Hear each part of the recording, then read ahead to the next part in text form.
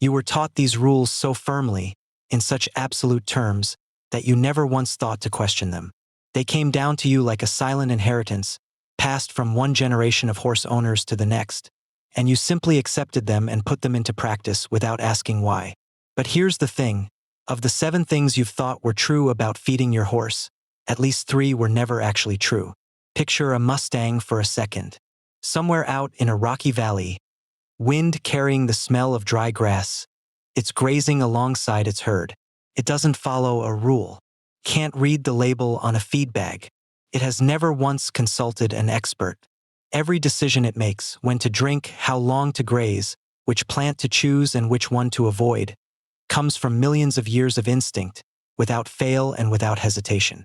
Now compare that to the horse living in your barn under your care. When, how much, how, from which bucket, at what time, every one of those decisions is yours to make. And not all of those decisions come from science.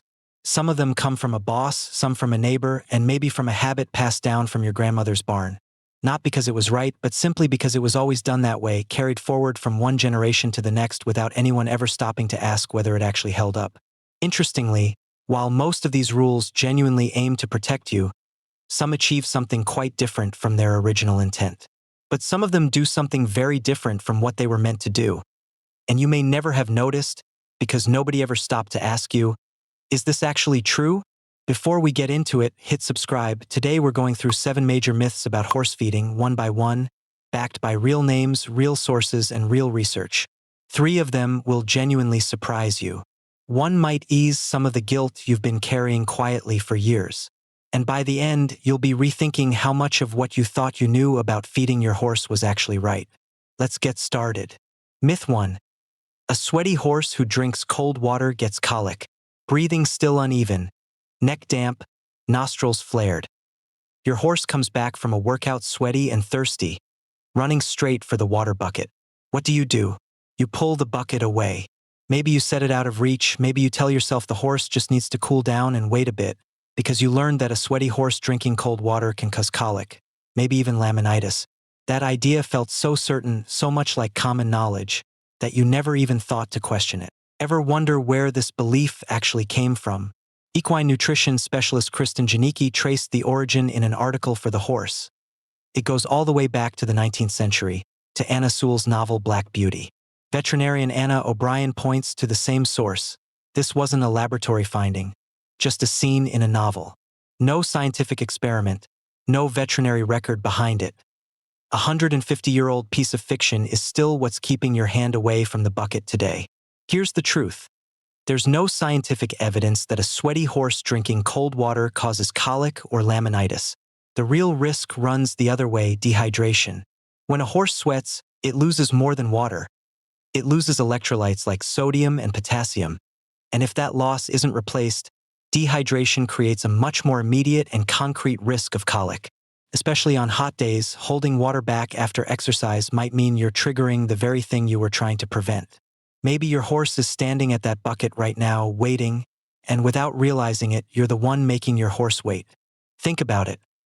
How many times, with the best intentions, have you left your horse thirsty at the exact moment it needed water most? How many times did you think you were being the careful owner, when you were actually taking the opposite risk? Not knowing this doesn't make you a bad owner. It just means you were doing what everyone else was doing too. That's myth number 1. And it's not even the most striking one. As we go, you'll see that some of these myths are so deeply rooted that you won't even want to believe the truth at first. Maybe by the next one, you'll be questioning the very bucket you've filled with your own hands every single day for years. Myth 2. The diet should be built around grain and concentrate feed. When you fill the feed bucket, the first thing that comes to mind is probably grain, a concentrate feed, something with performance blend printed in bold letters on the bag.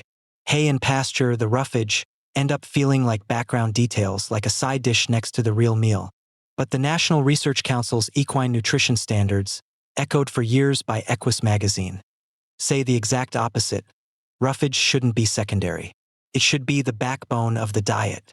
A horse's digestive system evolved for an animal that grazed nearly non-stop for tens of thousands of years. A small stomach, constant acid production. A system built for hours of low-density, fiber-rich meals. A Mustang with no concept of a meal can graze for up to 16 hours a day. A diet built around infrequent, grain-heavy meals pushes that system against its own nature, and acid building up in an empty stomach waiting on the next meal can set the stage for ulcers. Here's the interesting part. Most owners who shift the balance toward roughage notice the same things. Digestion improves, ulcer risk drops, behavior settles down. That's because you're not changing your horse's body when you do this. You're returning it to a rhythm it's known for millions of years, offering a kind of relief you may never have even realized you were giving. Have you ever noticed how your horse behaves when there's always hay in front of it? It's often not just the stomach that calms down. The door kicking and restless pacing sometimes line up almost exactly with the hours the stomach has been empty. So which one is really more natural? That shiny bag or the pasture right under your feet? The answer is clearer than you'd think, and more uncomfortable too. Myth 3. Feeding bran mash regularly, even weekly, is harmless. This is the one myth on the list that needs the most careful handling, because it isn't fully wrong, just an incomplete truth. And an incomplete truth can sometimes be more dangerous than an outright lie, because you keep trusting it without ever suspecting a thing. The mechanism is actually pretty clear.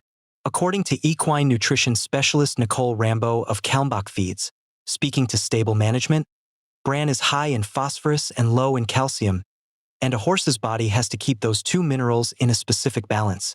A single serving here or there isn't a problem. The body easily compensates for that temporary imbalance. But once it turns into a regular, weekly routine, that phosphorus-calcium imbalance starts quietly building up over time, and the body starts pulling the missing calcium from its own bones. Over the long run, that can lead to what's known as big head disease, a real deformation of bone structure that can progress to visible swelling of the facial bones. So the mechanism is real and the danger is real, but what actually triggers it isn't a single feeding, it's quantity and frequency. You don't need to worry that one occasional mash will hurt your horse. This isn't an emergency. The problem starts quietly the moment you decide, every Saturday is mash day, and turn it into a routine without even noticing. It's remarkable how a condition as serious as big head disease can stem from a seemingly innocuous feeding habit. Maybe the question you've never asked is this: that warm, steaming bowl you mix with your own hands, out of love, is it quietly causing something to build up in your horse's body over the years? If it's happening more than once a week, maybe now's the time to finally ask. Myth 4. Dry beet pulp swells up and creates a choking or colic risk. This is the one item on the list that's barely up for debate, and it's the only one of the 7 that turns out to be not a myth at all, but completely true. The data from the Equine Institute is clear. Dry beet pulp swells rapidly on contact with water, sometimes reaching several times its original volume. If that swelling happens in the stomach, rather than in the mouth or esophagus, it creates a genuine risk of blockage and colic, because a horse eating dry pulp may not mix it with enough saliva and water on its own, and that risk climbs even higher in horses that eat fast and eagerly. For the other 6 myths, we can say exaggerated or incomplete. Here, there's no room for that kind of softening. This time, the myth turned out not to be a myth at all. The soaking advice wasn't invented to scare you. There's a concrete, measurable physical mechanism behind it.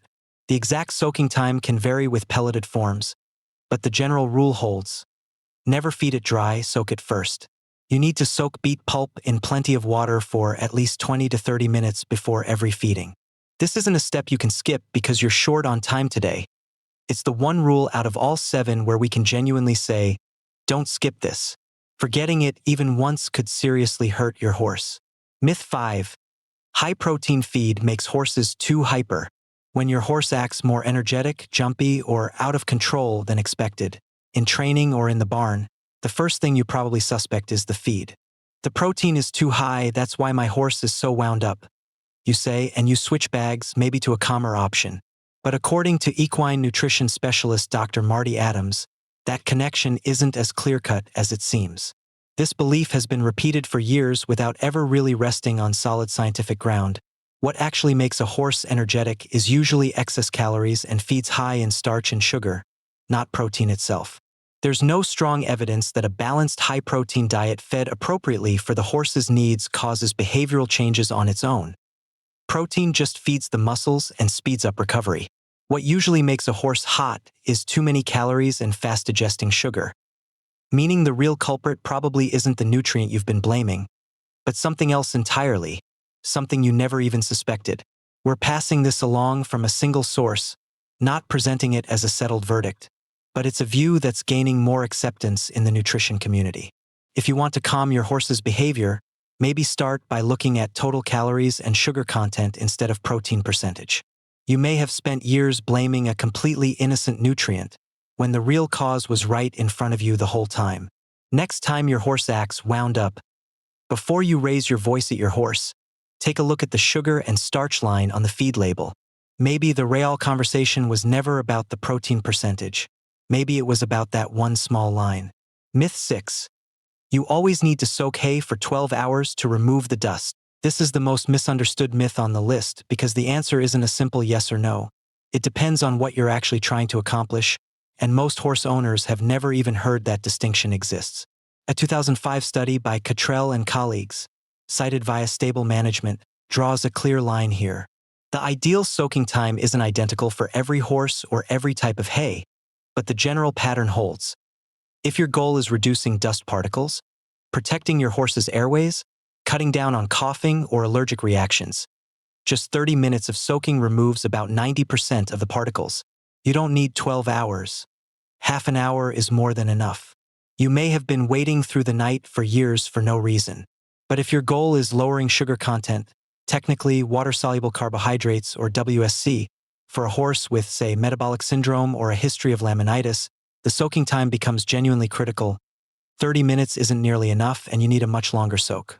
Cutting it short here works against the very thing you're trying to protect. A step you've thought you were doing right for years may actually have been serving the wrong goal entirely. So saying soaking hay is a myth is wrong, and so is saying you always need 12 hours. The real question is, what are you actually trying to reduce, dust or sugar? The answer determines how long you should soak it, and you may never have asked yourself the right question until now. Does your horse have a respiratory issue or a metabolic sensitivity? Think about it. If you're applying the same soaking time to both situations, you're either waiting longer than you need to or not waiting nearly long enough. Myth 7. Being loud or restless at feeding time means the horse is crying out from hunger. The hour is getting close. Your horse whinnies, kicks the door, tosses its head, and stares straight at you without looking away. You read this one way and only one way. It's hungry, I need to hurry, I'm making it wait. But behavioral science shows us something a little deeper. The chronobiology literature has long documented this mechanism. Horses have an internal biological clock, and as feeding time approaches, they show measurable anticipatory behavior, small but real shifts in heart rate, movement, and attention. This behavior can be triggered by the time itself, long before you even get home. That sound is, more often than not, less a genuine cry of hunger and more the recognition and anticipation of a routine, a rhythm, a habit. Your horse's body isn't running on your wall clock. It's running on its own chronobiological rhythm, one that is picked up on even the small details of when you usually arrive. This actually connects to something we've touched on before on this channel. The routine your horse builds with you isn't limited to feeding time.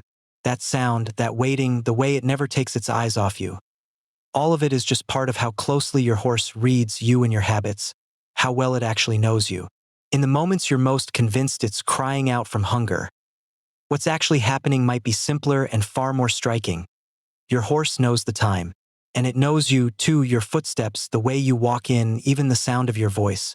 Next time that sound greets you, try listening to it not as hurry up, but as I know you. So here's the summary. 3 of the 7 myths were completely debunked. 2 were partly true but exaggerated, with their real limits never actually explained. 1 turned out to be fully, unquestionably true, always soak your beet pulp. And 1 wasn't really about feeding at all, it was about how closely your horse watches you. Perhaps the deeper question isn't about which myths you believed, but rather the origin of these rules. Were they born from scientific insight, or merely habits passed through generations? And are you still following them without question? Simply because that's how it's always been done? Maybe what makes a Mustang so free isn't the absence of rules at all. Maybe it's that every single decision comes straight from its own body and instinct, never from a legend, never from an old habit. Try this small experiment this week. Sit down and write out your entire feeding routine on paper. When, how much, and why. And then, next to every single line, ask yourself the exact same question. Why do I do it this way? If the answer is that's just how it's always been done, maybe it's finally time to look into it. Next to some lines, you'll end up writing a scientist's name. Next to others, you'll be left with nothing but a question mark. And those question marks are exactly the ones worth paying attention to. And before making any serious changes, don't forget to talk to your vet or an equine nutrition specialist. Everything here is general information. It doesn't replace consideration of your horse's specific needs, age, weight, or health history. It simply shows you where to start. Drop a comment below. Which of these 7 myths did you believe? Which one surprised you the most? And which one gave you the most relief? Maybe another horse owner watching this video will make a different decision today because of the exact myth you wrote about. And don't forget to hit subscribe. The truths your horse has been telling you keep coming, right here.